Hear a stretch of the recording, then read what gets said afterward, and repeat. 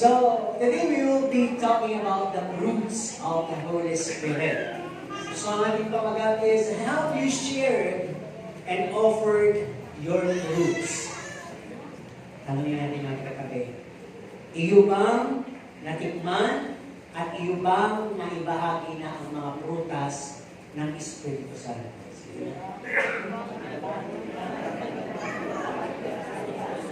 Natikman yung sabi natikman. Alam niyo, ang Bible kasi maraming illustrative na word, di ba? Yung tungkol sa barko, yung tungkol sa karne, sa gatas, sa gulay, yung tungkol sa prutas, di ba? Kaya medyo illustrative din yung ating sermon ngayong umaga. So, makikita po natin ang ating verse sa Galatians 5:25 King James Version. Ang sabi doon na report, ang bunga ng Espiritu ay pag-ibig, katuwaan, kapayapaan, pagpapahinuhod, kagandahang loob, kabutihan, pagtatapang. And on verse 23, kaamuan, pagpipigil laban sa mga gayong bagay. Po. So, very common yung ating verse. At maraming nag-aakala na meron silang bunga. Meron po ba tayong bunga? Tama naman. Siguro, maraming nag-aakala na natikman na nila yung kanilang bunga at naibabahagi nila. Inawin lang natin, ha? Di ba, lahat po ba ng bahay may prutas sa mesa? Ano po ba yung prutas? Bakit may prutas sa mesa? Nagsisitingan siya. Di ba sabi nila, pangimagas. Pero sabi naman ng mga doktor, mas maganda daw kainin yung prutas before kang kumain. Ito, dati, which is true. Pero ano man, wala namang masama. Kaya lang, ang masama ay yung sobra. Yung sobra yung kakainin mo. Pwede kang magkaroon ng LDL. May mga prutas na hindi mo pwede kainin pag gutom ka. May mga prutas naman na pwede mo kainin kahit gutom ka. Okay, so napakaliwanag. Ang sabi nga, may key divine. Di ba? Nakita natin to doon sa, unang ito nabasa doon sa Eden. Okay, so sabi doon, an apple a day keeps the doctor near. At away. Di ba? Away. Ibig sabihin, logic nun, pag nagpuprutas ka, hindi ka sakitin. No? Yan napakalinaw. Sabi nga, fruits are healthy. Physically, literally, kailangan natin kahit parang marami o kaparasong kahit naman ang may mga diabetes, pwede pa rin daw magprutas ng matatamis. Halimbawa, mangga, basta isang piece nila. Kung mga ubas, mga 10 piraso lang, no, hindi lalagpas doon. O kung chiko, isang maliit lang. Pwede naman. Po, kasabi sa akin, kung sinamas naman, isang kain pwede. Isang kain. Pagka matabang pwede po. Kaya balik tayo sa tanong, sino may prutas sa kanilang mesa? Di ba sabi nga, pang appetizer, pang dessert. Tama po ba? Pero since mahal yung prutas, siguro iba sa inyo may mga prutas sa mesa, yung plastic. Meat or rubber meat. Di ba? Parang display na lang. Di ba? Kaya wala naman tayong sinasabing masama yun. Kaya lang, di ba, minsan nakakapeke doon sa iba. Kaya di ba, favorite ko din muna. Totoo ba ito? Kasi iba, mukha talaga ito. Di ba? At ang sabi, may mga prutas na kung ano yung amoy nila, yun ang lasa. Katulad ng mangga, pinya. Di ba, mga amoy yan? Orange. Yan. Ano pa yung mga amoy? Oy, bayabas. Parang alam mo na agad yung lasa doon sa amoy niya. At may mga prutas na walang amoy. Kung meron pang prutas kayong inaamoy na wala naman kayong maamoy, singkamas, may konting amoy din yan, yung parang amoy matabak. O, diba? Pakwan, meron namang prutas, nakakaiba yung amoy, pero iba sa lasa. Ayun na nga, yan, yung ba? Langka, yung ba? Parang kakaiba, mayaman mabaho, mayaman mabaho, yung ba? Parang natin na yung nasa kamay mo yung nananatili yung amoy, di ba? Yung mga ganong prutas. Okay, sabi nga, fruit and vegetable lovers, sino dito? Wala? Isa lang, dalawa, tatlo. Tingnan yung mga produce nila. Glowing, di ba? Tama ba? May ano ba doon? May mag-argumento. Diba sabi, ako nga pastor, nakakaisang tayo na ng mga prutas, bakit ko naman pa rin ako? Diba po usapan ako pagkakanda? Ang binibigay niya po ay mahabang buhay. No, mahabang kulubot. Ibig sabihin, kahit na may kulubot, nakakaba rin ang buhay mo dahil sa nutrients ng prutas. Okay, ang sabi din, hindi ba ninyo alam na ang prutas ay very essential? Ang Diyos ang nag-design ng prutas kung ano tutubo sa bawat bansa. Dahil meron yung kaakibat na protection na ibibigay sa mga nakatira sa lugar na yun. Halimbawa, saan tumutubo o namumunga ang mansanas? Dahil doon ay malamig. Panlaban siya sa lamig. Saan naman tumutubo ang mangga? Sa Pilipinas. Kaya sabi nila na sobrang sa mangga, nagkabungang araw ka. Panlaban po siya sa init ng araw. Kaya ibig sabihin, di ba sa atin din yung singkama, sa atin din yung pakwa, dahil mainit nga dito. Kaya alam ng Diyos kung saan yung prutas na yun niya nilagay. No? Kaya minsan, pag kayo po ay nasusobrahan po sa mga important na prutas, meron din kayong kakaibang mararamdaman. Lalo-lalo na kung kakainin nyo yung mansanas ng summer. Di ba? Hindi nyo lang alam. No? Di ba magmangga na lang kayo? Kung December, yan, kaya malamig din naman kasi sa atin. Kaya may extra protection yan at vitamins, hindi tayo basta magkakasakit. So tuloy ka po tayo dito. Ang sabi nga, mula sa mga tinatawag na gatas, sa mga pagkain dinurog, sa mga pagkain papatigas, at karne. Lahat siyang kinukumpira sa salita ng Diyos, depende sa level ng spirituality natin. No? At ang sabi, ganoon din naman ang mga prutas. Ito ay energy giving, physically, at sa spiritually, meron din po siyang binibigay na spiritual effectiveness sa ministry at endurance sa buhay natin. Amen po ba? So, vital ang prutas. Pag sinabing vital, absolutely needed. No? At sabi, ito nakatutulong sa ating physical, sa spiritual din nakatutulong sa ating rightful intake, sa tinatawag na physical. Pero sa spiritual, wala sinasabi kung nasosobrahan. Ano po? Sa physical, sabi rightful intake, balanced diet can make us healthy and live longer. Ngayon may tanong tayo. Pwede bang maging malnourished ang isang Kristiyano o believer? Spiritually, pwede maging malnourished? Balikan muna natin doon sa talagang norm, doon sa physical. Bakit ba ang isang bata ay maipapanganak at magiging malnourished siya kung lumalaki? Nasabi kasi, di ba, we talk about vitamins and supplement. Kailangan natin yan. Once na nabuntis yung nanay, kailangan niya talaga na nagpupunta siya sa pedya niya o kung sino man, o OB niya, o gano'n, para magkaroon ng check-up. Dahil, doon pa lang sa tiyan, ay binibigyan na ng proper supply o supplement of vitamins. Healthy diet, being counseled, to be taken by the mothers. Ang sabi kasi, bakit? Habang nadidevelop yung pito sa loob ng tiyan, nadidevelop yan ng genes, ng cell, ng bones, ng brain, ng organs, at blood circulation. So, tutulong po lahat yung mai-intake ng pagkain o prutas. At sabi, pagka ito'y na-birth out na o naipanganak na, ma-declare that you have a healthy baby born. Ano po? Pero pag yung pagulang ay hindi nagpupunta doon sa mga doktora niya at hindi na-advise ng proper food intakes, nutrient, vitamins, at ang nangyayari, wala ng vitamins, junk food, hard food drinks, soft drinks, etc. Anak, may paampuyat. This could harm the baby in the womb and can be born malnourished. Pinanganak ka lang, payat na. Payat ka talaga, tapos kahit anong pakain mo, ayaw ka ito baba. So sabi, mahalaga din po yung check-up. Mahalaga din yun. Dahil tinitingnan yung heartbeat ng bata, yung gender ng bata, yung pulso ng bata, yung timbang ng bata. Tinitingnan yung stage development ng bata doon sa sinapupunan. So magbibigay na naman ng advice ng mga doktora. O doktor, sabi, itong mga precautions, huwag kang magpapagod, huwag kang magpupuyat, huwag kang bubuhat ng mabigat, huwag kang kakain ng ganito, huwag kang kinakailangan mo ng magandang tulog, gaboy mong stress, no? Etc. Ano po? Pag hindi naman nagabayan ng gano'n, yung magulang, o maaaring hindi niya alam, buntis siya, ay sabi dito, it might become unhealthy to the baby habang nandun siya sa tiyan na sinapupunan. And it could lead to fatal. Pwede mamatay, abnormality, and deformity. Yung bata papanganak ng merong na-deform.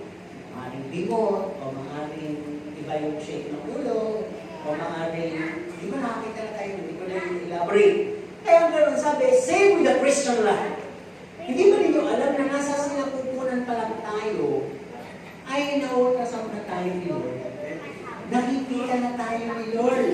At yung palang pinagplanuhan na ang ating kinabukasan at hindi para tayo saktan, kundi bigyan tayo ng kabuhayan at magandang bukas.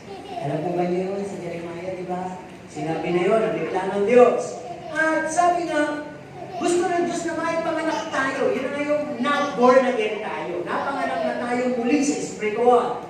At ang sabi, by the time of our conversion, may nutrient at supplement na. Ando na yung milk messages, ando na yung soft messages, papunta na sa solid messages, hanggang papunta na sa karne. Di ba? Andun din yung tinatawag na fruits of the Holy Spirit. Di ba? Ang mga bata, nililigalon. At andun din ang gifts of the Holy Spirit para makatulong doon sa tinatawag na newly convert. Di ba? Kaya sana, o nawa, naunawaan nyo at nagamit nyo, by the time of your conversion, pwede na pong ma-apply lahat yung fruits and gifts of the Holy Spirit. Huwag nyo sasabihin, siguro kaya wala pa akong fruits, isang taon pa lang ako. Siguro kaya wala akong gifts, walang tungkol sa dasal, hindi ako napupuspos, walang speaking tongues, walang interpretation, walang kung ano-ano, dahil 2 taon pa lang ako. Hindi po sa tagal yun. Nasa desire natin. Di ba, ang bata, automatically kapag siya'y pinanganak, nag-reclaim siya sa suso, sa pagsuso sa kanyang magulang. O kung hindi man breastfeeding, nag-reclaim siya sa gatas. Di ba? Umiiyak, at pag binigyan mo ng gatas, isip-sipin niya ng may kasamang panggigigil, na may pag-iyak ng konti dahil parang tagal-tagal mo bago binigay, gutom na, di ba? Kaya pagka na sa training yung kabusugan niya, may tulog na. Di ba? So, hindi naman ibig sabihin sa spiritual pag marami ka narinig, may tulog ka rin dyan. Hindi po milk yung pinapakain ngayon doon sa mga mas marami. Meat na po. Di ba? Kung baby kayo, pwede kayo makatulog sa umpisa. Pero kung matagal na kayo Kristiyano, habang kumakain kayo ng meat message, mumuya kayo. Ibig sabihin, unawain ninyo. Okay? So, tuloy tayo dito. Sabi nga, as we start off with our Christian life, milk messages given to us. Little by little, solid food and the meat foods. Magre-crave tayo dyan. Spiritually, hinahanap yung fellowship. Spiritually, gusto ko ng Bible study. Hindi ka mo kontento, nakikinig ka pa sa DCAS, bumibili ka pa ng mga libro, nagbabasa ka, gusto mo makarinig ng mga testimony, ng mga sharing, ng mga messages ng mga evangelists, ng mga pastor, kasi nga nag-reclaim ka. Lumalaki ka kasi. Lumalaki ka. Ibig sabihin, nagmamature ka sa Christian life mo. At even the hardest part of God's message, the meat, ay kaya mo nang iintay. Gusto. Pag gano'n, ibig sabihin, namamature ka sa spiritual life mo. Ngayon, meron tayong konting buwelo. Sabi nga dito, is there a malnourished Christian? Tanungin niyo yung katabi niyo. Yan ang sasabihin. Meron bang malnourished na Kristiyano? Sige, tanungin niyo yung katabi niyo. Bakit pinatanong ko? Siguro sa tanong na lang natin, malnourished ka ba? Malnourished ka ba in your Christian life? Okay. Siya na makakasagot na sa sarili niya kasi tinanong niyo. Ito pala yung mga yun. Bakit nagiging malnourished sa Christian life ang isang Kristiyano? Number one, bakit siya nagiging malnourished? Dahil those who are having craving and sucking milk for the longest time. Pag yung anak ninyo ay sumususo ng gatas, 5 taon na pwede pa nila. Meron 5 taon na kumakain ng nagagatas pa. Tama? Tataba nila, di ba? Pero kung 10 taon na, may pa. Gusto ng gatas. Papayag pa kayo nun? Sabihin na natin, nakakapagpatigas ng buto yun, pero kailangan na rin niya ng mga solid food para lalo siyang maging matibay at may endurance. No? Supplemental ang mangyayari doon pag gano'n na edad mo. Parang karagdagang kailangan ng physical na katawan niya yung nalang yung gatas, kaya pwede isang baso. Diba? O tuwing gabi, bago matulog. Pero hindi na siya yung bata, kada oras sususo ng milk. So yun ang mangyayari. Ibig sabihin, hindi mga Kristiyano ang gusto lang, yung milk messages. Gusto lang yung salvation, gusto lang yung primary teachings, gusto lang pag-usapan natin yung puro pag-ibig, kapatawaran, yun lang yung gusto, paulit-ulit lang kung ayaw nung mga may review, ayaw nung may mga teachings sa malalalim, ayaw nun. Ano pa? Sino mga nagiging followers? Those who choose what to eat or intake and disregard other ingredients. Physically, meron tayong chop suey. Sino ang kumakain ng lahat ng klase ng gulay sa chop suey? Amen. Sino sa inyo kinakain lang yung sahog ng chop suey? Yung itlog ng ugo, yung atay, yung baboy, yung hipon, yung karne lang. Diba? Bisa yung mga anak natin, pero hindi yung mga anak ko. Yung mga anak natin, namimili din sila ng chop suey. Mas gusto lang nila yung beef. Kung gusto lang nila doon, yung polio, yung malambot. Ayaw nila yung carrots, di ba? Gusto nila yung cauliflower, o kaya yung saro, pero yung iba, ayaw nila. Di ba? So, paano na sa Christian life? Pag ang isang Kristiyano ay gusto lamang yung fancy preaching, katulad ng mga binanggit ko kanina, gusto lang yung love, prosperity, blessing, at ang gusto na natatandaan lang sa lahat ng sermon, yung sense of humor ni Pastor. Yun lang na-appreciate niya. Kaya pag-uwi, ang nasishare niya, anong nakakapakinggan mo? Nagpatawa si Pastor eh. Yun yung nasishare. Hindi niya natatandaan yung the rest. Kasi pinipili lang niya yung magkamasakit na hindi ako yan. Yun yung nasa likod. Di ba? Nagtuturo ka para bang, anak, hindi ko ito kinakain, kainin mo. O kapatid, Brad, hindi ko ito kinakain, kainin mo. Di ba? May ganun magkapatid eh. Yung tagakain ng pasta at tagakain ng sahog. Di ba? Sabi na natin ko, meron akong kaibigan nung college na siya. Hindi pa alam, basta Muslim daw. So, marami siya hindi kinakain. Kinakain niya sa pansit yung bihon. Ayaw niya kainin yung gulay at saka yung mga baboy. So, say, bakit daw? Kasi may meat yan eh. Yung gulay, bakit hindi ko kinakain? Nahaluan na ng meat eh. Sabi natin, yung pasit din naman, nahaluan din naman ng meat. Hindi. Ganon. Okay lang yun ha. Yun lang yung kwento nila. Pero hindi yan pagtatalunan yan. So, ano pa nagiging malnourished? Sabi dito, those who eat and forgot to chew properly. O napo-constipate. Kain ng kain, mahirapan naman dumumi. Bakit? Lulol ng lulol. Hindi na minumuya. Lalo na pag marami, masarap. Gusto makarami. Diba? Lalo na pag handaan, gusto niya. Diba ang sarap muyain? Yung pagkain na sahing mabuti. Pag nilulong mo yun, ang sarap ng halulong maya-maya sa iba pakiramdam mo. Parang ang bunso.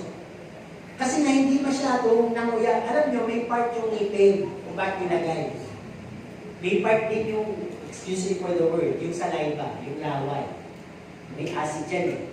Kaya yung palanguya at napaka-acid ng inyong laway, lalo kung hindi pinatutubrush. Mas malagkit yan, mas malapot. At pag yan umikot sa mga pagkain, malululo nyo ng diretso. At hindi na masyadong mahirapan yung atay nyo mag-produce ng, yung abdomen nyo mag-produce ng mga kung ano-ano para lang tunawin yung nasa tiyan nyo. Diba? E paglulog na ng lulog. Kung ano yung nilulog mo, yun yung dinumin mo. Hindi na nakaporma yung bituka mo. Kinain mo yung sitaw na buo, lumabas din ang buong sitaw. Diba? Kaya titignan natin mabuti. Parang sa pakikinig ng cellphone, kumbaga, nakikinig ka naman, nakatingin ka nga eh. Amin ka ng amin, hindi mo naman ina-apply. Di ba? Ang lakas mo kumamin, pero wala kang application. Sino pa ang may tendency na maging malnourished? Sabi, those who just eat or like meat and didn't like fruits and water. Yung kailan ng kain ng karne. Ayaw naman ng prutas, ayaw naman ng tubig, pwede siya sa hard preaching. Pero pagdating sa altar calling at praying of the Holy Spirit, ayoko yan. Tanggap ko yung malalalim na turo, pero ipapanalalim mo ako sa Holy Spirit, tutumba. Ay! Ayoko yan! Diba? May ganun eh. Sabi nga nung ating napag-aralan Bible School, kasi malaki, maraming ingatan. Lately na lang, wala ako na ako doon. Doon na sila pumayag na meron na pupus-pus dito. Dati kasi pag napus-pus ka, bubuhatin kasi sa kwarto. Kasi may mga bago, natatakot ko sa gano'n. Ngayon natuto sila. Pag natumpa ko, pumutan nila ng pula para hindi masilipan, gano'n. At talagang ginagawa na nila yung gano'n, manifestation. Kasi di ba yung bago, ano ba yun? Ba't may nagsisigaw, may natutumba, may umiyak, may nagtatatalo, natatakot yung iba. Eh kasi nga, napakalang church nun. Halos kung ilang libo, apat na service. Nung natutunan nila, na-adapt nila, sabi nila, ang tagal na natin kumakain ng karne, masarap na pagkain, pero nakakalimutan natin uminom. Ibig sabihin, hindi natin nabibigyan ng chance sa Holy Spirit na mag-manifest after ng hearing of the word. Medyo nahinto nga tayo, hindi ba? Bakit? Kasi nag-pandemya. Di ba? Parang ngayon, kung gagawin natin, parang walang gusto at sasabihin mismo na baka pinapanalangin mo ba lang, sasabihin ng member, di ba may pandemya pa? Ba't nagtatawag ng altar calling? Di ba?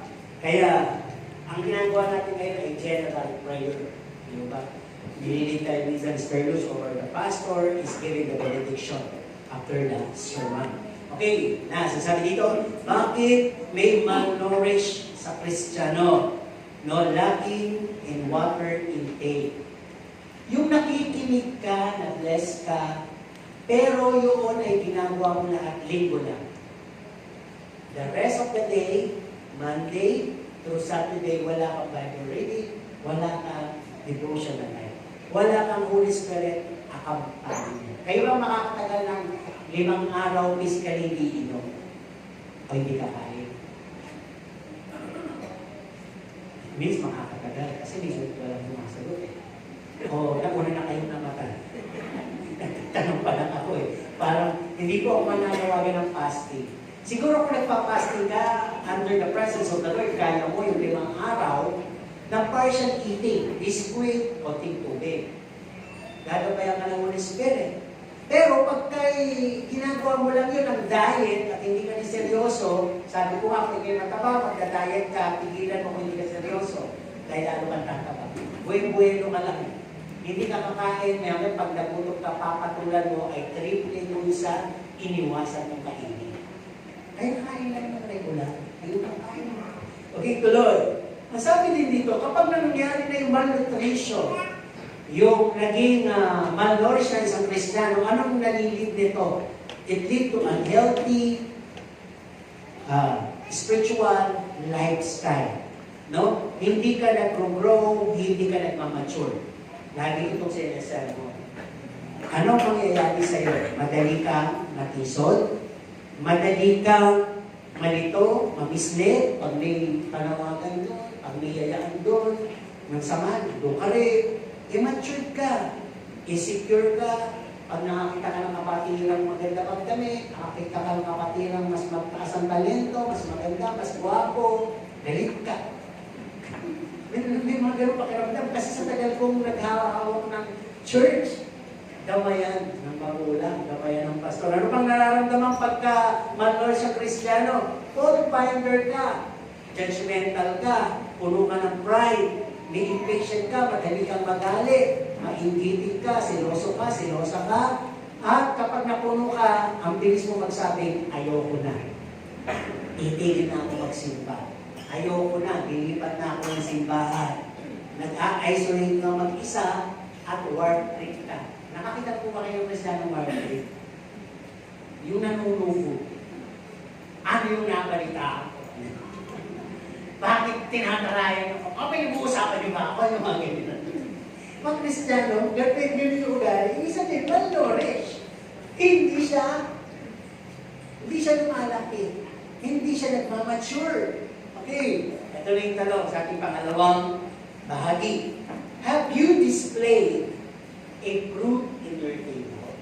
Bakit na ba tayo namimili ng prutas at pinupuno ang ating mesa ng mga prutas? Ha? Okay, Christmas. Pasko,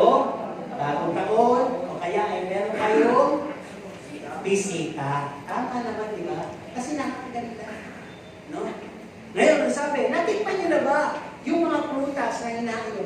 Bakit pa kayo bibili ng prutas? Anong dahilan nyo? Bakit yun yung mga prutas sa binili nyo? Sige nga. Bakit yun yung binili? Di ba, pag New Year, dahil filo. Tapos na tayo doon. Ba't yun ang binibili nyo? Ako, pastor, at aking mga prutas sa binili, kalog na. Nasa mesa na para salad. Bakit? Pinili ko yun sa mga overripe. yung kalahati ng pinag-bulok na, kalahati na sa bulok na, kalahati na mga bulok na, pinagtalbo ko. Kasi yun ang mura. Pero yung nakakomplento ako ng isang bowl sa halagang ₱100. Ang daming na makain. Wala naman masama. Basta na ikaw ay practical. Di mo ba? Kaya tanong ko, paano kayo namibili ng prutas? Namibili ba kayo dahil yun ay masarap, dahil yun ay mahal, o dahil yun ay mura, o dahil yun ay pabulok na? O baka naman dahil yun ang available sa inyong mga puno na tanim. So you have your own reason. Kaya ako nagtatanong. Dahil dito, binigyan tayo ng siyam na bunga ng banal na Espiritu. Di ba? Ang tanong, natikman niyo na po ba yung mga bunga na yun sa buhay niyo? Yung love, sumagot naman po kayo, natikman niyo na po.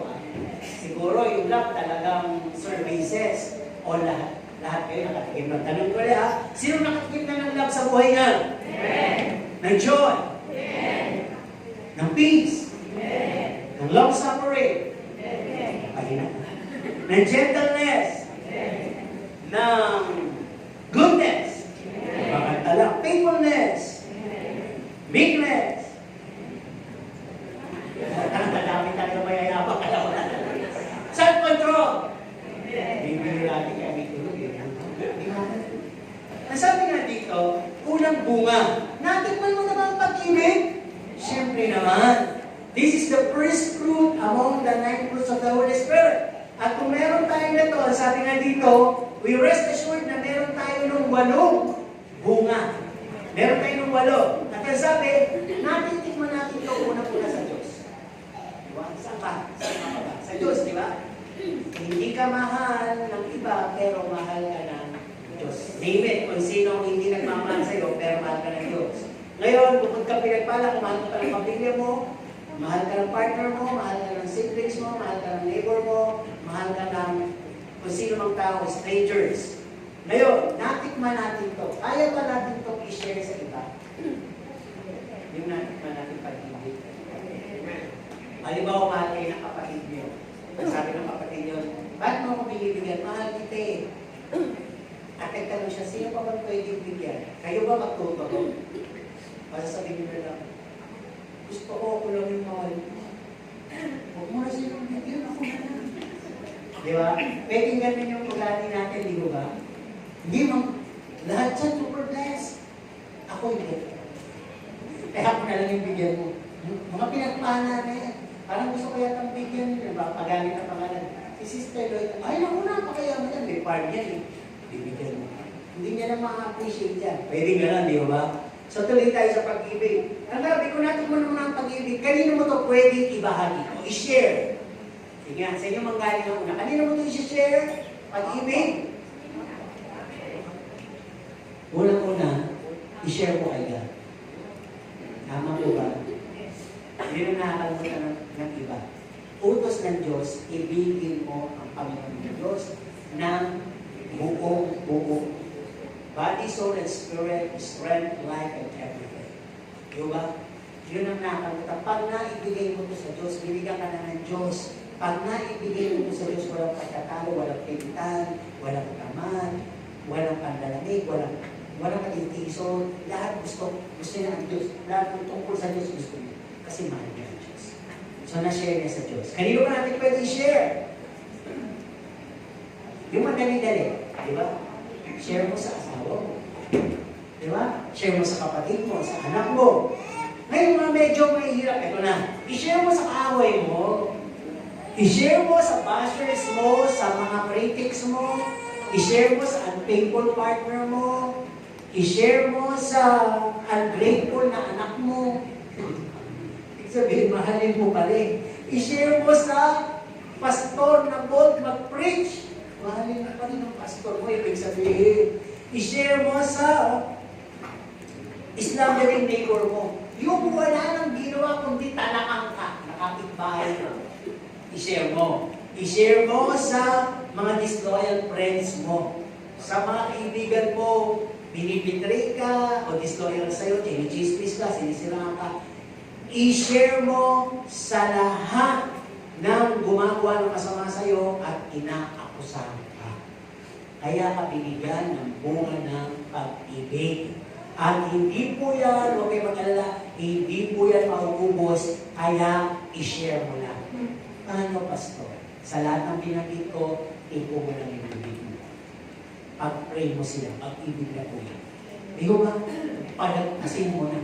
Di ba? Yun ang pag-ibig. Ang Panginoon, paulit-ulit tayo pinalalagpas sa lahat ng ating pagkukulang. Kasi pag-ibig yun. Pangalawa, sino may joy? Matandaan din tanong ko baka kasi yung joy nyo galing lang sa sitwasyon, circumstansya, o pangyayari, o kung ano yung meron ka ngayon.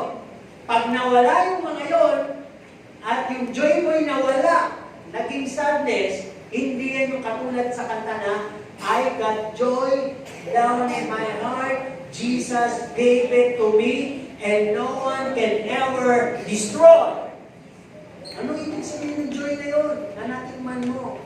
Ibig sabihin dito, kahit wala kang pera, kahit galit ang marami sa'yo, kahit iniwan ka nila, kahit na natanggal ka pa sa trabaho, kahit na nasisi ka, hindi napapansin ang mga efforts mo, kahit na dinetma ka, hindi ka ina-appreciate ng pamilya mo, kahit sino pa, hindi nawawala yung kagalakan sa'yo.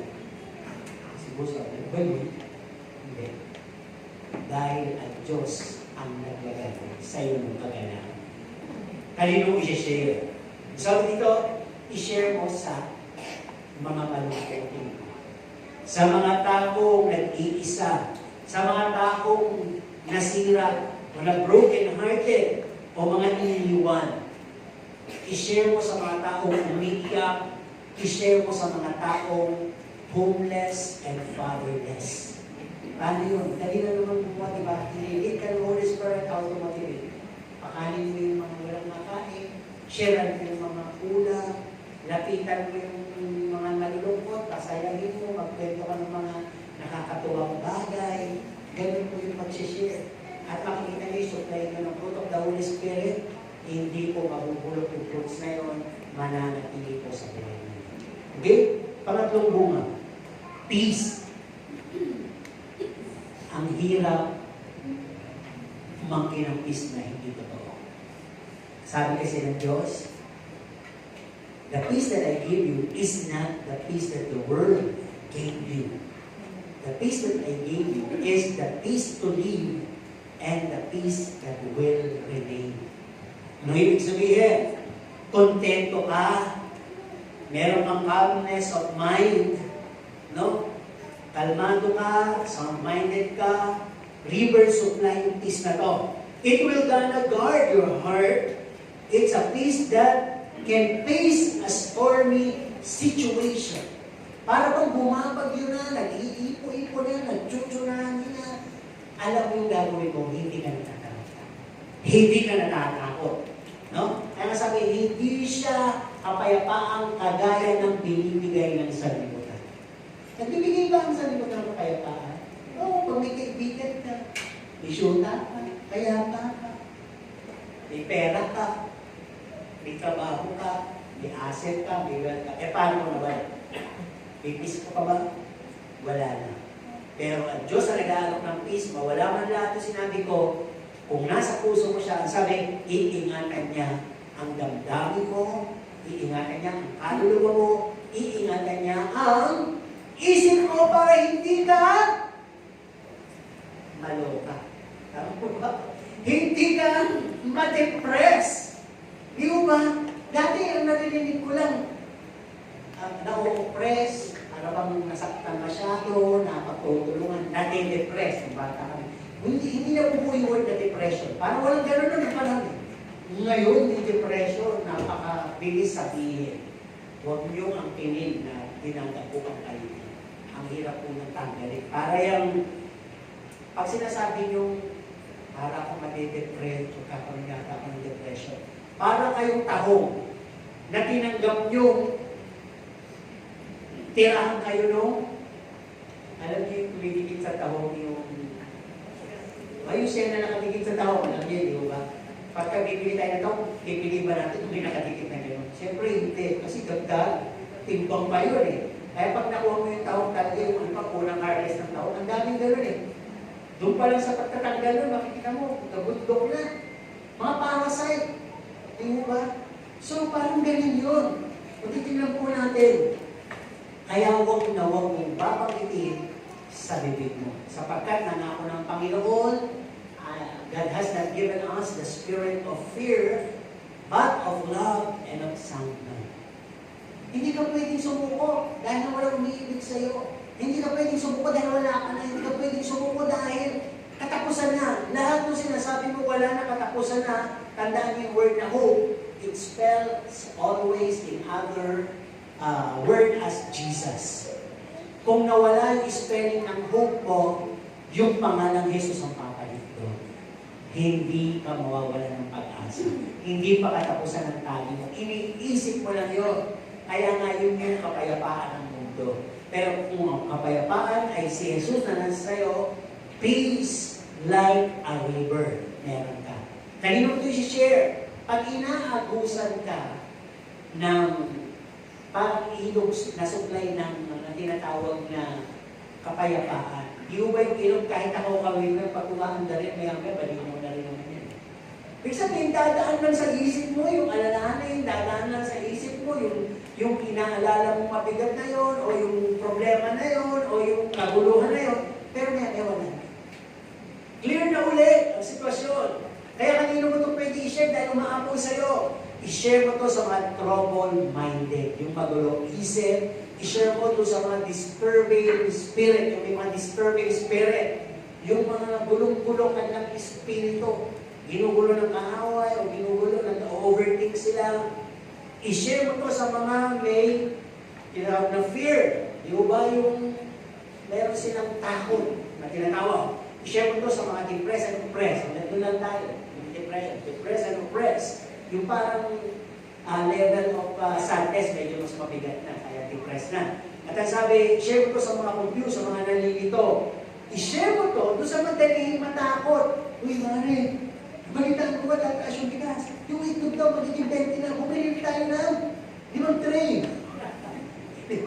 Pag magaling yun ang akausap mo, tinatransferan ka ng ng panic spirit, share mo to, yung peace. Di ba? Share mo. Di yung pagkakataon na makakagawa, yung prutas na parang kung nagsishare ka sa literal na, tikman mo to sa Diyos. Parang gano'n, tikman mo yung peace na alam ko. Di ba? Kaya pa naman tayo sa loob, papapala yung gasolina eh. Di ba? Yung sino bang ang unang naapekto pagkat tumatas ang gasolina? Sino? Sabihin nyo. Yung may mga sakyan. Pwede ka pa mag-worry, wala ka na sa sakyan. Ang dami kasi nakiki-worry. Kumabas na naman yung gasolina. Wala naman sa sakyan. Kasi nga, tataas daw yung bilihin. Kung mahilig kang mamili.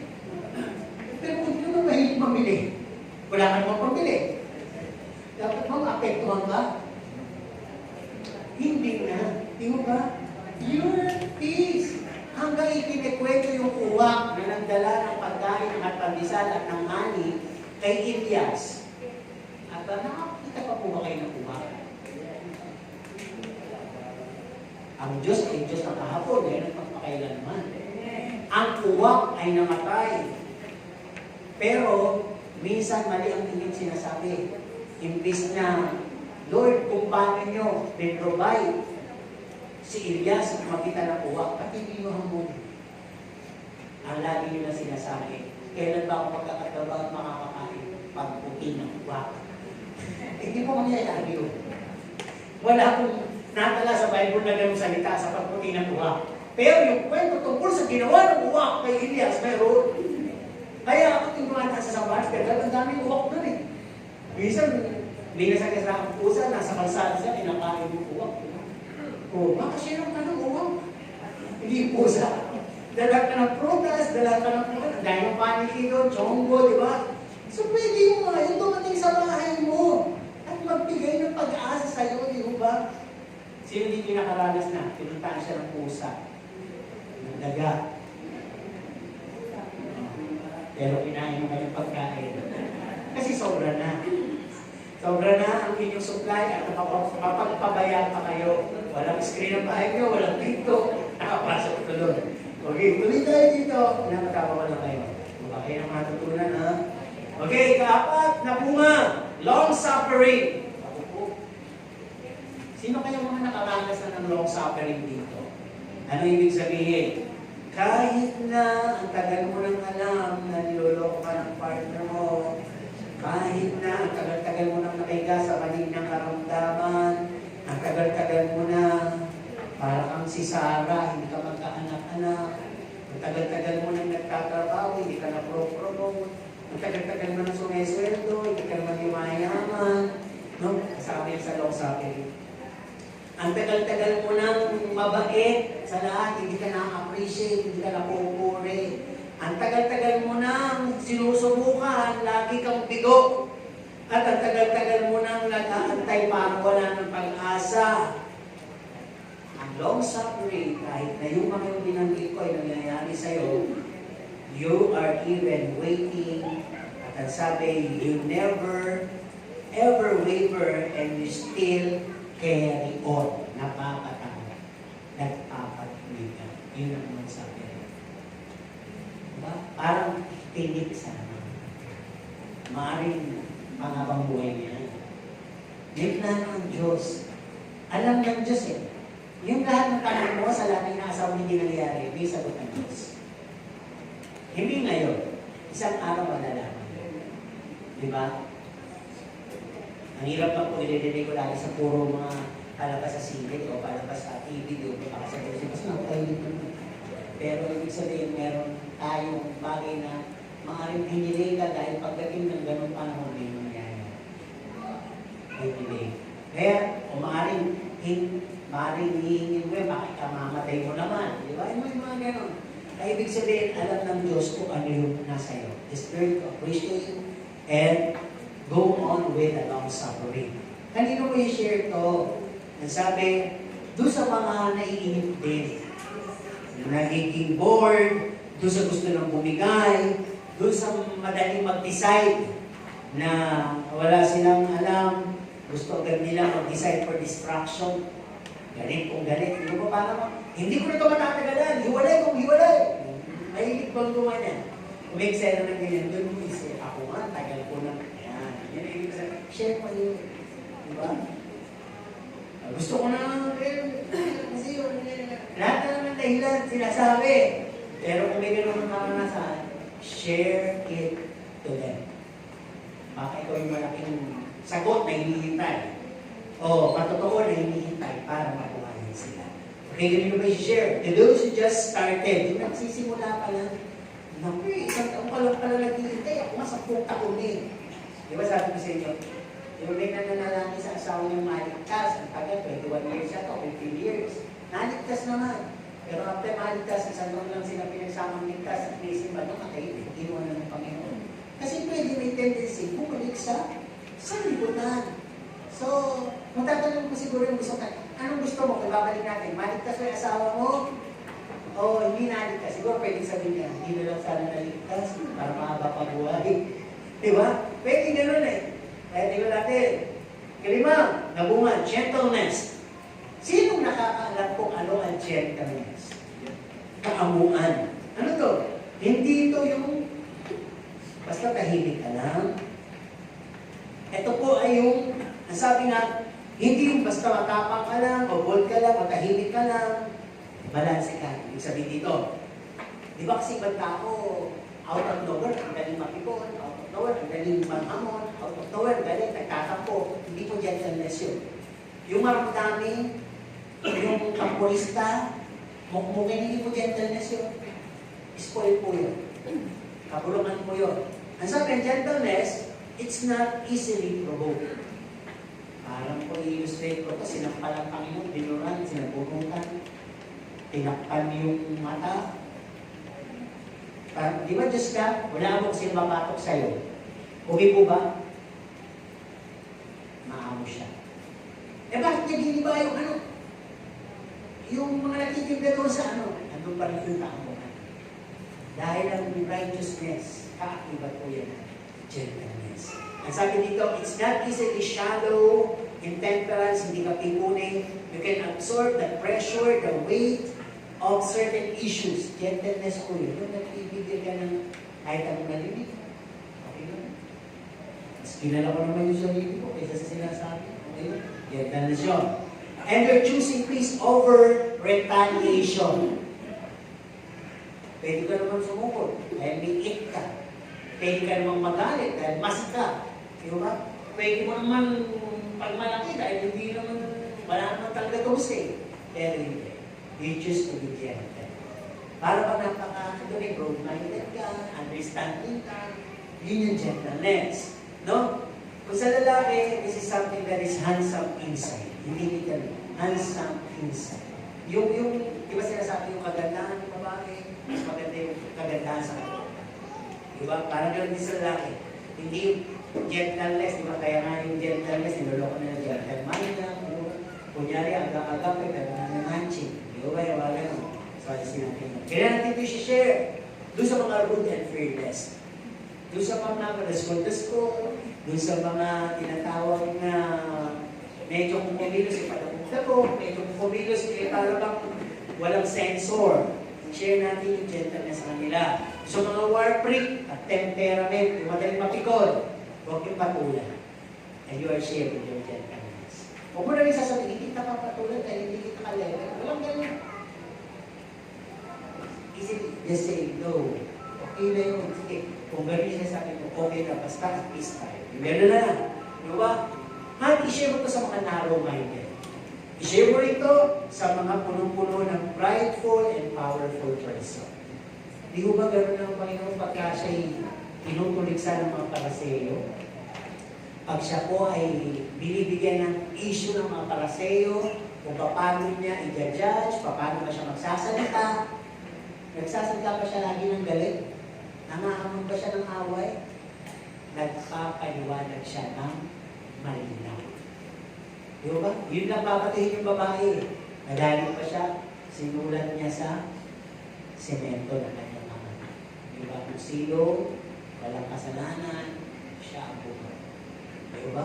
Napaka-gentle ng Panginoon na kinakailangan sa ating hindi po matutunan natin yun. Gentleness also, kung ikaw ay gentle person, hindi ka kalagabok pag ikaw ay utusan, hindi ka naiinis. Hindi ka nagpapakapay, hindi ka nanggigigil. Hindi po gentleness yun. Ano po? Kinakailangan, pure ka, ayos ka, wala kang pinapangga, wala kang sinasali, hindi ka magulo sa mga preparations mo. Act of gentleness po. Okay? Ano ba? Number 6, goodness. Sino masasabi niya, good si Lord? Kayo po ba good? Tanungin natin kanina. Are you good? Ano sabi? Good ba? Hindi ka pa kayong pera. Hindi po sa katan yun, ha? Ang sabi dito, are you good?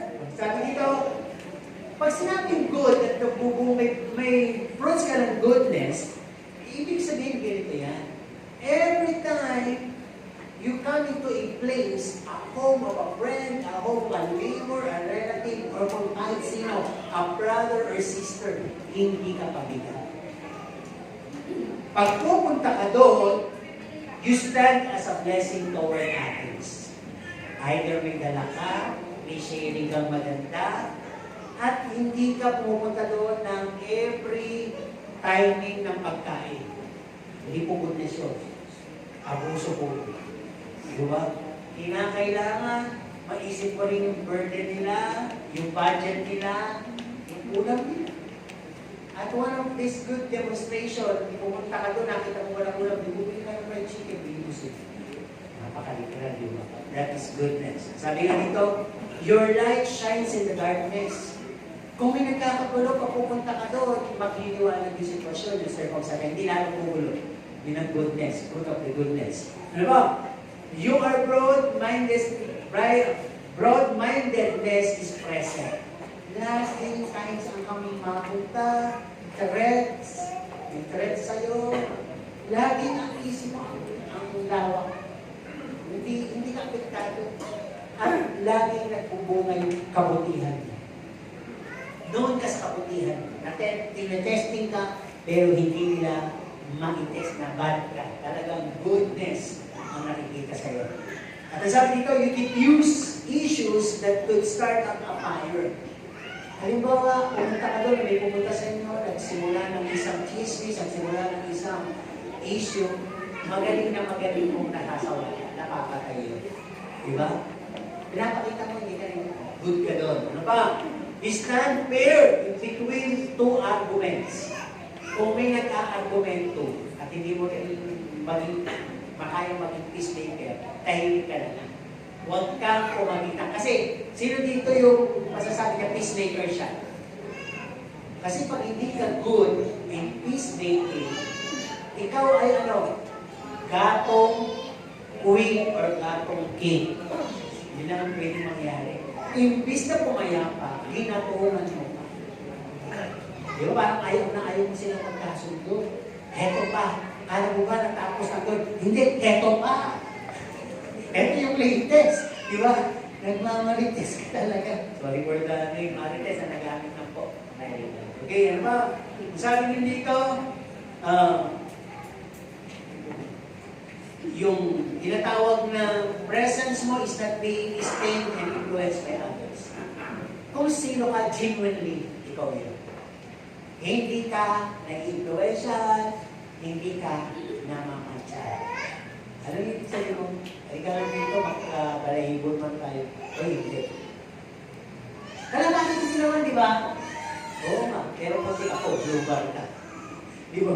May kuligan mo. Check, ako puti. Kahit na magkabalahibon tayo, puti pa rin tayo ng kulay. Di ba? Parang ganon. Kahit na may bibig ka, kahit na may alam ka, at kahit na magaling ka pagduktong-duktong ng kwento, ibigan mo. Dahil anak ka ng Diyos at binigyan ka ng bunga ng banal na espiritu na kabutihan. Kanino mo ito i-share? I-share mo ito sa mga chismosa, yung kabutihan. No?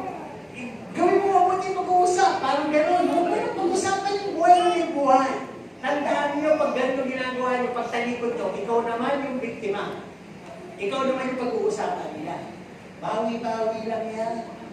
Tandaan nyo yan, ha? Kaya sabi, share mo to those who wrong you, para magmali ang palagay sa'yo. I-share mo to those who are bitter and picking on you or hate you always. Share mo to sa lahat ng may kapaitan sa'yo, sa lahat ng lagi ka na lang minamataan, lagi na lang yung mali mo nakikita. Nakita mo rin pati yung kabutihan. Wala lang, parang dead pa lang, okay lang yun.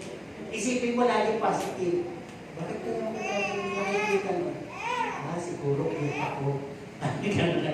Ba't kaya ako pinag-uusapan mo yan? Kasi sikat nga ako. Ganun na lang. Huwag mo nang lagyan ng ibang kulay. Gamutin mo lang yung sarili mo. Kanino pa ito i-share? Share mo to those who take advantage of you.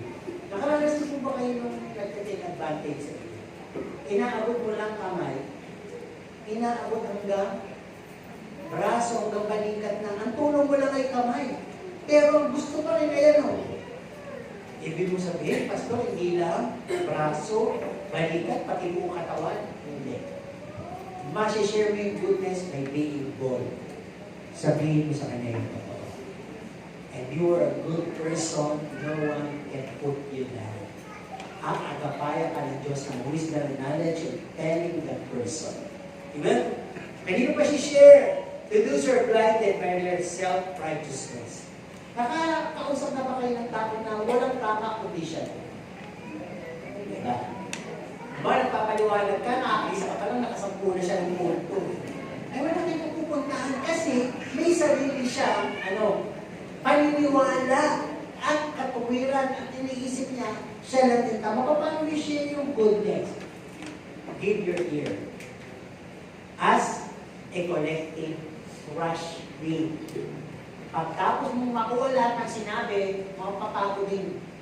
Yung narinig mo tapon. Tama? Goodness yun. At least nakapaghinga siya ng sama ng loob sa'yo. Eh pagka meron pa rin, makikita kayo, eh maghanda kayo tayo kung talagang nalagyan ng basura. Pero kung i-share yung basura, diba? Tapon mo na itapon. Hanggang maubos na yung kanyang sasabihin. Sino dito yung makikita nyo, old issues, old petty issue na, old na, pero paulit-ulit na sinasabi. Di ba may yan? Ayaw tumigil. Ngayon, ang solusyon doon, pag hindi mo buhol mo na. Ibig sabihin, narinig ko na yan. Simple, may Google ko eh. Di ba may mga tao kasi ang bata pa, napuso yung pagpaulit-ulit ka ng salita na pwede, ginagalit ka. Ano yun? Hindi mo nakitikot, tapos kaya naman. Ano yun? Pasap na ito ka lang sabihin, Petro naman, di ba? Minsan ganun eh, yung napalot nyo nung gabi. Ano yun? Mga beses mo nang sinasabi, pag-ulit-ulit, titigil na. Kasi naprangka mo na eh. So pag gano'n, yung bawala, kwento ng kwento. Ano yun? Isa pa? Kwento na. Dalawa pa. Kwento na lang. Pagpalatdo, tama na. Tapos beses mo naman yung kwento ko, ulit-ulit. Hindi mo sa akin nahilang yung tindi. Ayan. Yung pagiging prangka kasi, dapat hindi ka rin nakakasakit. Yung parang natatawa lang siya doon sa pagiging pagkakuha sa kanya. Okay, ano ba? I-share mo to those who have this, or opinion nila is spoiled and shallow. Yung may tamang opinion, bulok eh. Yung mababaw lang. Yung mahinang umintindi. Halimbawa, kinikwento mo pa lang yung sitwasyon, nihingi ka ng tulong, tungkol doon sa nakagalit mo, kinikwento mo pa lang siya, pati siya napiko na sa'yo. Maya-maya kaaway mo na siya. Galit na siya sa'yo, nagkwento ka lang, sila na yung magkampihan. At maya-maya pupuntahan na yung lagot ka. Lagot ka, isusumbong kita. Kaya i-share mo ito sa kanila, paano mo i-share? Mag-share ka ng mga bagay na ikatuto. Hindi issue. Ikatuto niya, kalalanin niya. Okay? Ano pa? As dito sa number 6, share to those who lack in goodness of character. Sino dito yung mabait?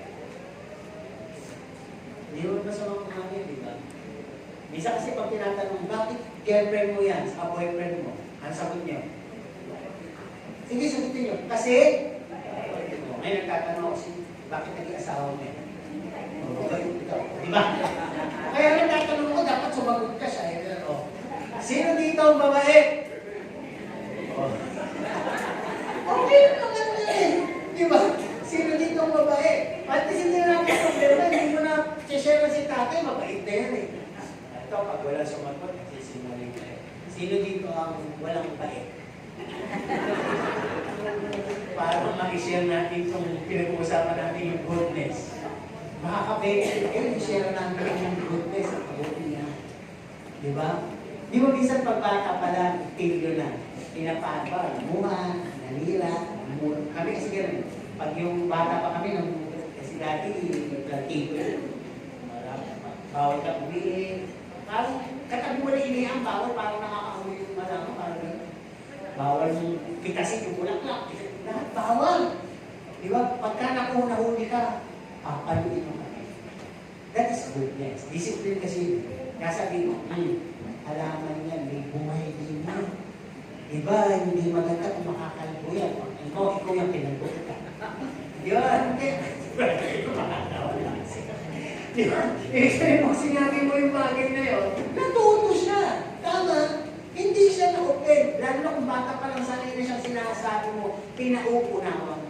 Alam niyo, sabi ko, may mga bata kala mo, hindi nakikinig. Sabihin mo lang yung totoo. Pag-upulan ka, pag tinatagdagan na yan, ginagawa mo yung sinabi mo. Kasi, narinig mo mali. Kailan ka ba mag-i-invest? Pag nag-invest ka ba, malaki agad? Maliit muna. Mag-invest ka ng tinatawag na katuruan sa anak mo habang maliit pa. Para paglaki niya, Proverbs 22:6, i-investment mo, napapak niya pa na natin. No? Imbes na reklamo ka ng reklamo. Nag-i-invest kasi ba sa reklamo, di ba? Nag-i-invest doon sa, imbes na mapagod ako, mag-cellphone ka. Di ba? Dati, mag-cellphone ka. Mami, mag-cellphone ka. Eh, dati, mag-cellphone din. Family of cellphone, di ba? Yung mga minyaga naman sa tiyan, huwag yung Tutok nyo lang yung radyo, may cellphone, may radiation yun eh. Baka pag nanganak kayo, ang pulo cellphone.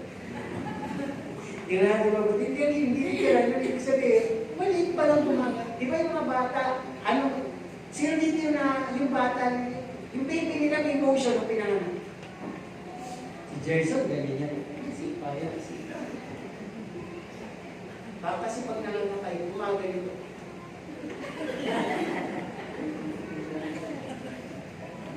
Parang nag-emission pa na, nagsiselfie lang. Wala pa nga nagsiselfone sa kaya. Pero alam niya na yung emotion. Kaya huwag na huwag niyo siyang pinapit sa cellphone, di ba? Kaya, nakita niyo, ngiti na ngiti. Pumupose na. Baby pala. Okay, tuloy tayo dito. May sabi nga dito sa ikapito, faithfulness. Anong ibig sabihin ng roots of faithfulness sa atin? Sa atin ba naman galing mo sa Diyos?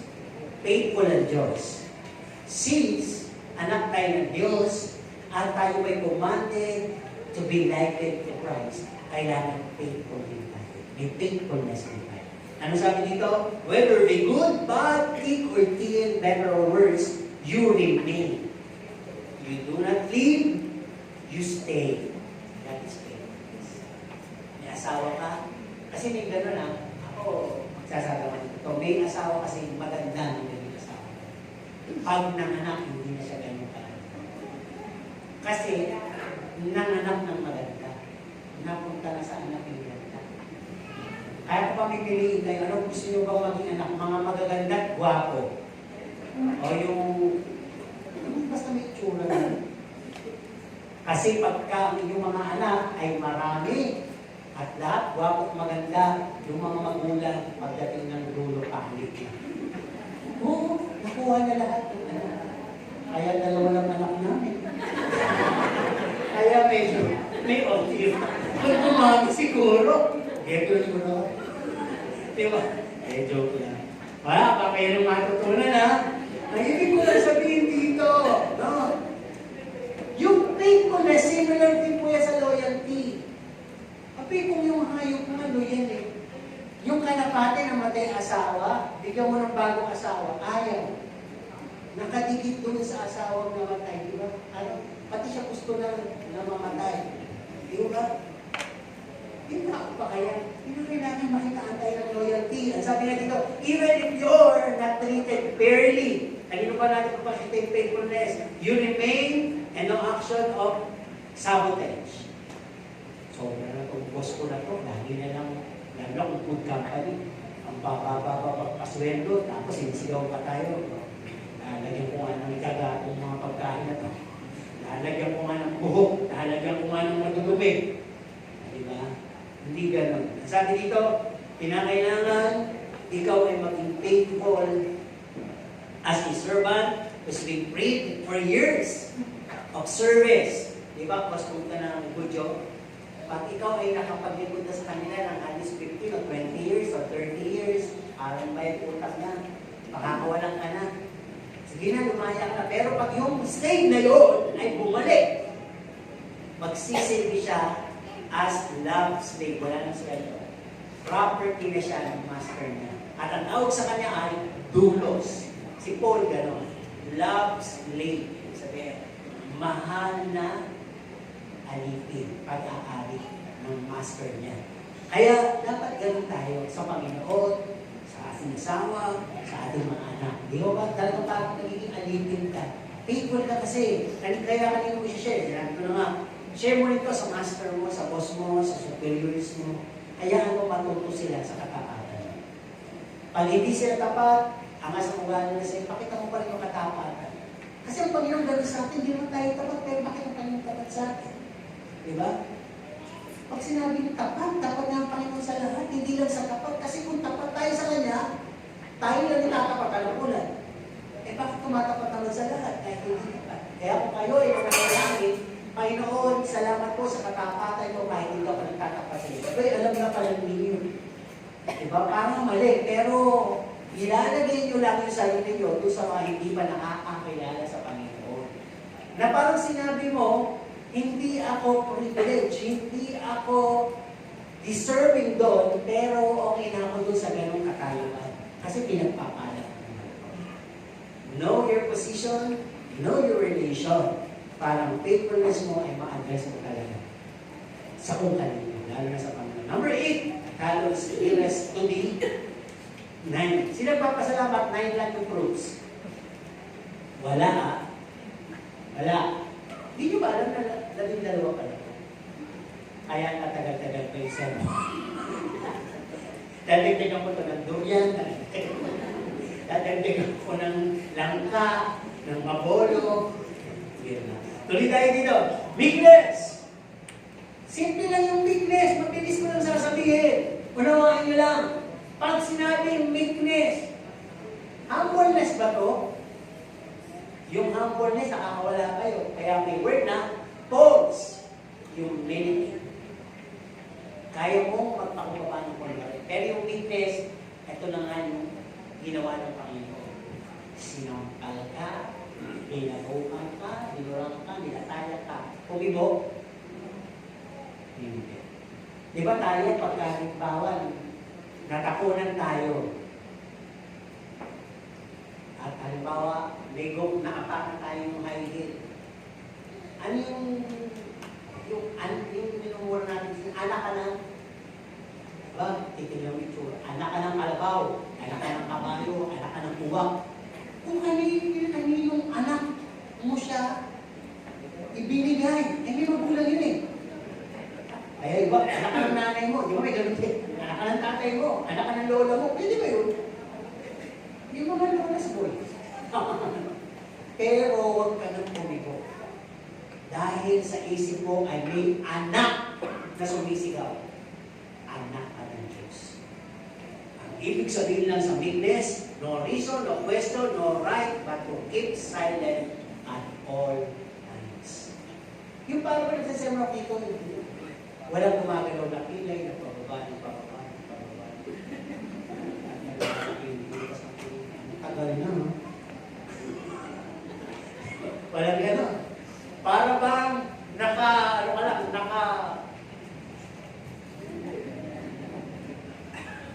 point number 12.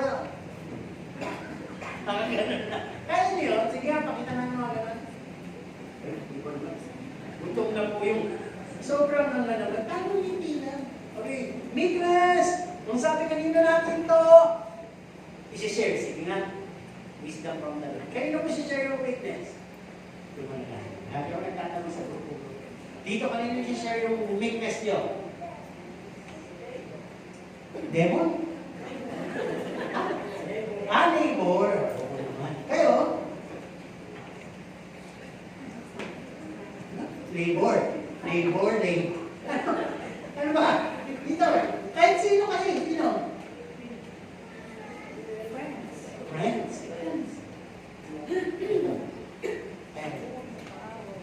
Kaaway. Dito. Dapat malayo ko lang kasi nag-iisip kami. Dito. Murmuring. Dito. Family neighbors. Diba? Totoo naman po lahat ng sinabi nyo. Pero sabi nga dito, ang meekness kasi, di ba, minsan may diwaraan ng mag-asawa, may diwaraan pagkatalo in-laws, may diwaraan ng loved ones, may diwaraan ng pastor, ng miyembro. Share natin lahat sa kanila. Sa partner mo, sa in-laws mo, sa mahal mo, ay pastor, huwag ka na lang umigo. Huwag na lang tayo umigo. Para bang, we are a group of mute. Siguro. Kasabi ko dito. Amen? Uwi na po ba tayo? Parang gano'n. Wala ka di kumigo. Ang ibig sabihin, may time sa pagbubukas ng bibig at may time na kailangan para mapigil ang pagtatalo isipan. Sabi ng isang babae ng asawa, lagi kami nagtatalo ng asawa, hindi ko siya madala sa iba. Nakita ko yung susi sa rati. Sip lang pala yung bibig. Okay, nadadala ko na siya. Di ba? Ganun lang naman eh. Kapala bang ito yung pinaikli natin yung pagmahilig sa lalabas na lang. Tama? Balik ka yata, dapat umainit ka ng lumas. Ibig sabihin, pag ka nagkakalo, pag medyo ganit isa, iwan mo na mo. Parang gano'n, yung weakness. Huwag ka na lang pumiko. Lalo na kung alam mong ikaw yung tama, hindi ka naman mananalo sa discussion eh. So, gawin mong panalo ka sa sarili mo.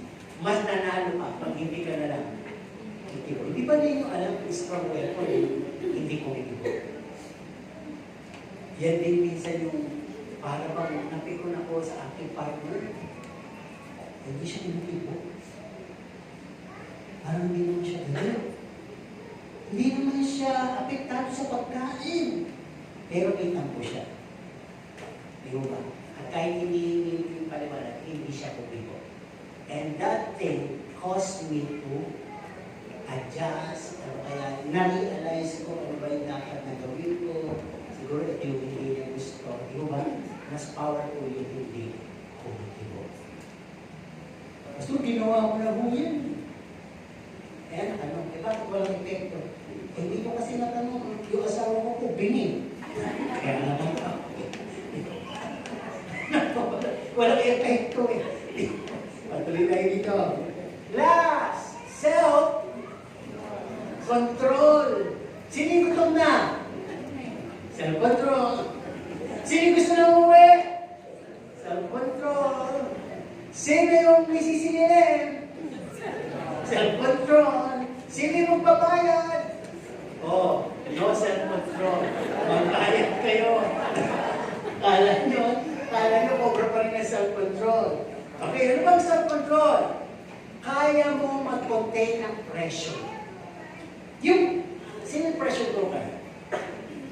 Di ba yung pressure cooker? Pag tumutunog yun, bubuksan. Kasi, unti-unti na dinidisabit yung hangin sa loob, yung init. Hindi pwedeng sarang-sarang. Ngayon, pag binigla mo yun, sasabog yun. Di ba? So, parang gano'n. Yung pressure cooker na nabili ko sa Korean Starbucks, iba ko sa pressure cooker na. Siya walang tulog. Pag wala siya tulog, ibig sabihin, ingat ka. Nagluluto siya ng tahimik sa loob. Huwag mo siyang bubuksan. Pero mayroon siyang pintutan para pasinawin yung hangin. Pag pinindot mo siyang gano'n, mga 1 minute, walang 1 minute, psss, ang bilis eh. Talaga yung pusok, diretsong gano'n. Yung mga agiw, gagang batas, tayo lahat eh. Sa lakas. O, pati mga tanggang, maraming lang lang, etc. Diba ko lahat? Kung may panik dito, mamamatay din sa lakas sa puso. Pag wala na siyang tunong-tunag, binubuksan mo siya. Pagbukas mo, kumukulong ko siya sa loob, kahit wala na, hindi na siya nakasaksak. Diba? Yun na yung ibig ko sabihin. Pag sinabing self-control, para kang pressure cooker, nakakalimutan ko sabihin. Yung pressure cooker na, pag hindi ko naman pinindot, at 10 minutes na, pusa na siyang wala na nun. Nanabasin ang pusa. Pwede mo na siyang pusan after 10 minutes. Hindi ka tulad ng akin, katapat mo sa tubig, diba? Para lang medyo bumilis. So, pag taong may self-control ka, ibig sabihin mo dyan, contain pressure. Dami mo na rin na chismis, pula, pagalit, review, etc. Lahat na negative, nasa loob. Pero kaya mo kanilin. Capable ka na hindi sumabot, capable ka na yung bagay na yun na matigas, tanggapin, napapalambot mo sa kalooban. Yung tao na yun na naiinis ka, gusto mong itakwil, gusto mong kalimutan, gusto mong iwan, mas nananalim hindi. Mas kailangan niya ako, kailangan niya unawa ko, kailangan niya ako. Friend ko pa rin siya, hindi siya iwan, hindi siya. Kasi ganun eh, self-control eh. Diba? Ang sabi, you can avoid destruction. Hindi ka masasasalo. Kahit gusto kang buksan, hindi ka sasalo. Amen? O kanino mo share to? Share mo to sa sarili mo. In circumstances and instances na tinutokso kang magaling. O nakakatanggap ka ng mga kung ano. I-share mo to by avoiding bad influence. Di mo ba kayo, pag lubak mo, dadaanan niyo pa. Diba, lubak na may tubig, dadaanan niyo. Pero kung bata kayo, masarap dumaan doon, di ba? Bata kayo yun. Pero kung may isip ka, dadang ka doon, lalo na kung nakasok kang pakasal. Dadang ka doon, hindi. Hindi, ganun nga tayo i-illustrate eh. para tayo nag-iingat ng gamit pang kasal dahil malapit na dumating yung ating ikakasal sa atin. So sabi dito, i-share mo to toward your partner. Wala ka naman kailangan desisyonan na mabigat, pasabugin ng ganito. Lagi mo isipin din mga anak ko ito eh. Meron pa kayong pinubuo, mahirap mo, madali lang sila. Lagi mo isipin. Self-control. Ano ba?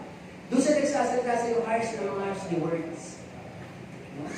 Yung harsh below the belt na apihin ka, nilalagyan ka ng tag, nilalagyan ka ng kung ano, tinatawag ka doon sa kapulaan mo, sa kapagsuhan mo, doon ka tinatawag. Di ba? Eh, hanggang doon lang naman siya. Pero ano ba niya yung pagkatao? Ayaw ba niya ibigay pagmamahal na ayaw ibigay ng Panginoon sa iyo? Hindi naman eh. Kaya lagi kami takuha ang Panginoon. Kaya magagawa mo self-control. Kanina natin si-share ko sa lahat ng argumento, petty issues, dispute, at doon sa nananawagan ng away.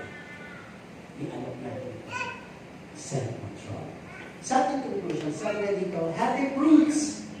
Yung may prutas ka, dapat natitikman mo yan, na-i-enjoy mo. Okay na po ang mga gusto mong prutas. Pero sabi nga dito, pagka yung gusto mong prutas ay na-i-share mo dahil masarap, matutuwa din yung makatitikim ito. Pero masarap nga, matamis na. Saan mo napilihan? Abay, ang bait niya talaga. Ano ba yung, ba't ba siya nagbago? Sino bang nakilala mo? Parang gano'n ang mangyayari. Pero sabi dito, don't share what you don't want. The awful taste, the awful amoy, yun ang bibigay mo. Pero matatamis, ayaw mo ibigay. Ako yung matatamis. Bigay mo sa kapitbayan, sinulong yan, bigay, amoy nila yan. Bigay mo sa kapitbayan mabulo. Bigay, mga mukhang bolo-bolo na naman. Pag may ganun ka pang mga argumento na sinasabi, para sa buhay mo rin, ang kaya mo rin ipakita ng pag-ibig doon sa mga sweet sa'yo.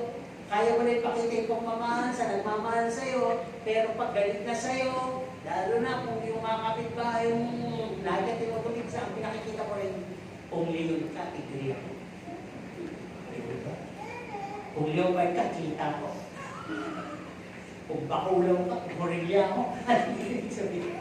You're making a monster out of me! Okay, tama bang lirik ng salita ni isang Kristiyano yun? Diba hindi? Kaya dapat makita yung bunga natin. So, illustrate natin ang masasarap na bunga dito at ang sarap i-appreciate sa fruit of the Holy Spirit are the bunga ng love, joy, peace, goodness. Parang sweet fruits yan. Diba? Sarap. Kasi pag-ibig, lalo na kung meron ka yan, peace, goodness, kasi yung ginagawa.